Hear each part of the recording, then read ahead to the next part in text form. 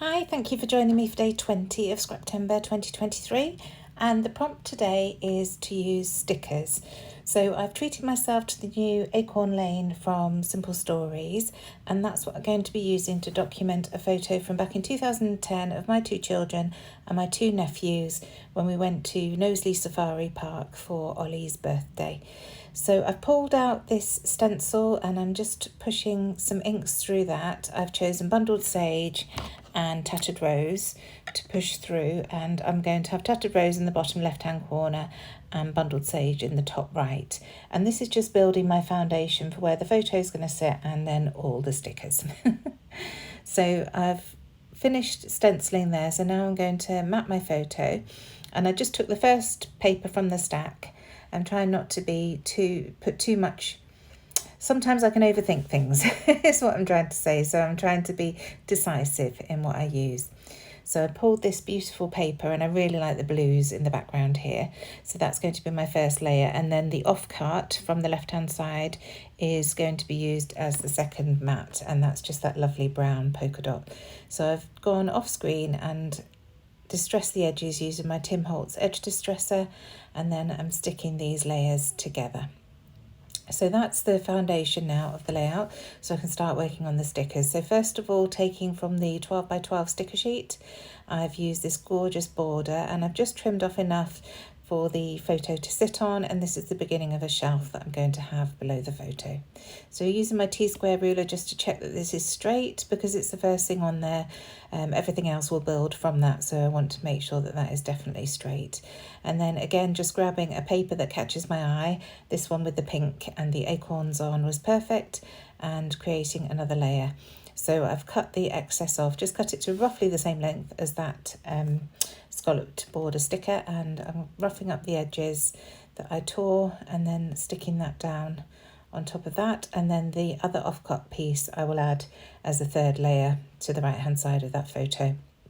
So again, just rolling up the edges that had been torn and sticking that down there, and I'll use my Nuvo Deluxe adhesive just to get those stuck down. So just running a bead of glue across the page, and then when I use the T-square ruler to check it straight again, and when I add the third piece, I'll add the glue to the actual piece of paper so I can just slot it behind that photo. And once again, I'll use my T-square just to check it straight. Once I know these pieces are straight, the rest of it will be fine, but it's just, like I say, making sure that the foundations of the page are all straight and in a line.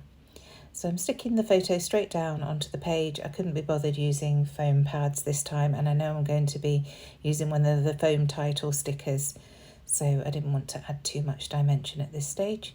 So just checking that everything's stuck down now, and then I can keep going. So coming in with the 12 by 12 stickers first of all, and straight away I see this gorgeous wreath, so I add that to the left hand side, and I'm going to build a cluster around that. Then the gorgeous maple leaves that I wanted to have cascading down. Now I do get a bit lost here, and I will recover it, and I'm very happy with the overall effect at the end, but I wasn't quite sure where I was going. I just knew I needed to use stickers, and I wanted to use plenty of them. So I start building without too much of a plan in mind. I love this little cluster of toadstools, so I add that to the bottom, and then just building up that layer there around that wreath. So I used the sticker that says October because it was Ollie's birthday, which is 10th of October, so I thought that would work. And then I'm trying to choose my title here, and I end up with thankful because I'm so thankful for my family, so I thought that would work really nicely, and these four get along so well. So adding another foam sticker, this is another one of those maple leaves, and then a little heart that I add next to that October sticker. So building up that cluster around that wreath, as I say, and then into the sticker book, and I use plenty from this as well. So straight to the tabs. I want a tab at the top to add the date, which is 10th of October 2010. I wanted a bit more rigidity, so I'm adding that to some scrap white card and just cutting it out, and that just makes it a bit stiffer so that you don't see the layers of paper when I stick it down. So I'm not going to stick that down quite yet because I know I want to layer it with other pieces, so just leaving that to one side for now. And then I find a label. which I love. If you've watched my videos before, you'll know I love tucking little labels down the left-hand side or right-hand side of my photos. So that's where that one goes. And then I love these little hearts. They're foldable labels, so if you have an element which is free on your page, it would work really nicely, but I've just cut it in half because if I fold it, the other half will just be wasted. So I've got that for another layout. And then this other tab, which has a little birdie on it, and again with that blue that's following through. George has got a lot of blue in his top, so it works really nicely. This is one of the Hey Little Magpie Flair badges that I created for Vintage Artistry Anywhere, I think that one's for, and it just says compare these moments. So I thought that would work really nicely. Oh, sorry, capture these moments. I didn't think that sounded right. So now adding some tangled twine or tangled thread behind that Flair badge in a variegated yellow. This is just a Gutterman cotton that I've got from my sewing stash. And you can see things are really starting to build up there. Now, I mentioned before that I was struggling with where I put the stickers, and you can see that I actually moved one of those maple leaves up and just created a cluster around the bottom left-hand corner of the photo there. And then I'm building a bit of cluster at the top left-hand corner. And then at the very bottom of the page, I've got my other cluster. And that works much better than having them cascading down the left-hand side. I just wasn't quite happy with it, so... now where I've added tangled thread in one part of the layout, I wanted to add some more.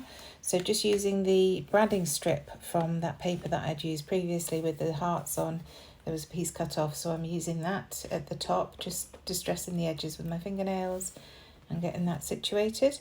And then I'll add some tangled thread to the right hand side of that, so top right hand corner of the photo.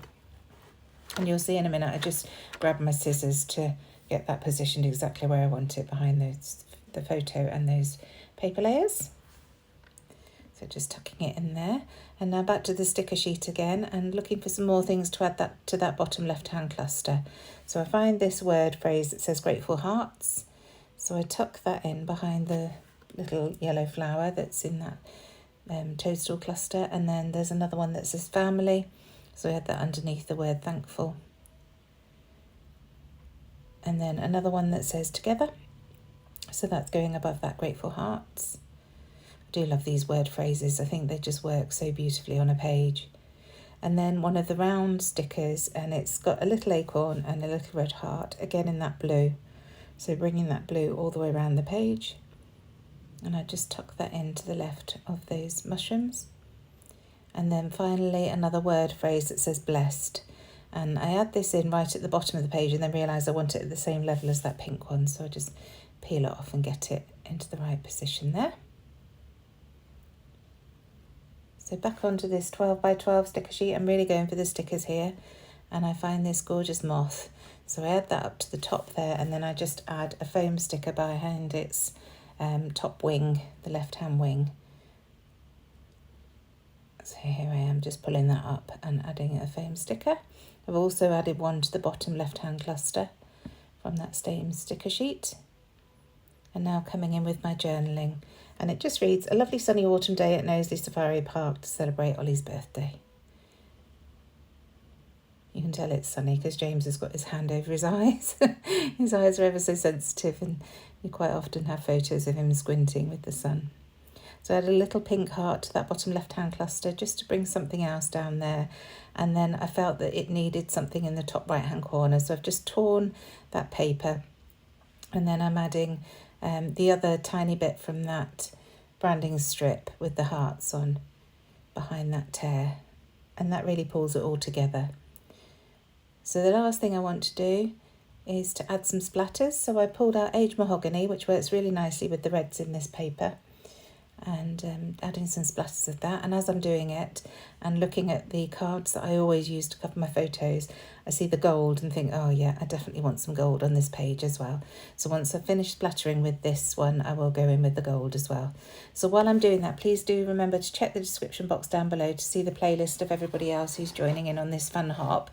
I do hope you'll go and have a look at their videos, give them some love, give them a like, a comment if you have time. It really does help when you're filming videos day in, day out to get some comments. It's lovely to hear from people. Thank you so much for watching, and I shall see you again tomorrow. Bye.